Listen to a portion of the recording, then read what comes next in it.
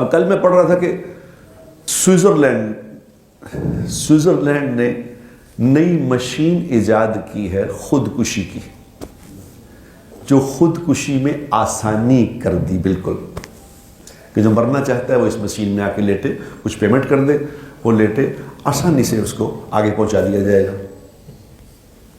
حالانکہ سوئٹزرلینڈ دنیا کا خوبصورت ترین ملک کہا جاتا ہے، خوبصورت ملک ہے، اور سب چیزوں کی فراوانی ہے وہاں، سب چیزیں ہیں، دنیا کی ہر چیز وہاں ہے۔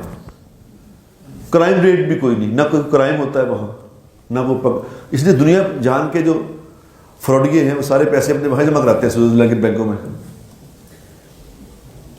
کیونکہ وہاں کوئی پرابلم ہی نہیں، کوئی مسئلہ ہی نہیں، پرسکون زندگی وہاں۔ لیکن وہاں پہ خودکشی کے لیے اس قدر آسانی کی گئی ہے کہ لیگل خودکشی ہے، لیگلی حکومت کی طرف سے اجازت سے خودکشی کرو، لہذا وہ خودکشیوں کے آسان طریقے ایجاد کرتے رہتے ہیں۔ اب ایک مشین ایجاد کر لی ہے جس میں اندر آکسیجن کی کمی رکھ لی ہے، آکسیجن وہاں نہیں ہوتی، لیٹتا ابھی تھوڑی دیر میں ہو کر کے اب ہر چیز میں کچھ نشانی ہے سوچنے والوں سمجھنے والوں کے لیے۔ چلو پاکستان میں تو غربت ہے جی، بنگلہ دیش میں غربت ہے، افریقہ میں غربت ہے، وہاں تو مرنا سمجھ آتا ہے کہ لوگ گھبرا کے مر رہے ہیں، خودکشی کر لیں۔ وہاں مرنے کا کیا پرابلم ہے؟ کیوں مر رہے ہو؟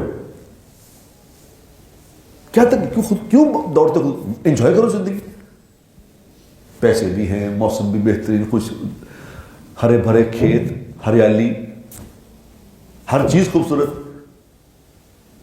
پھر کیوں مر رہے ہو؟ یہ بات سمجھنے والوں کے لیے کافی ہے کہ دل کا سکون اور اطمینان اس میں ہے جس میں اللہ کہتے ہیں الا بذکر اللہ تطمئن القلوب۔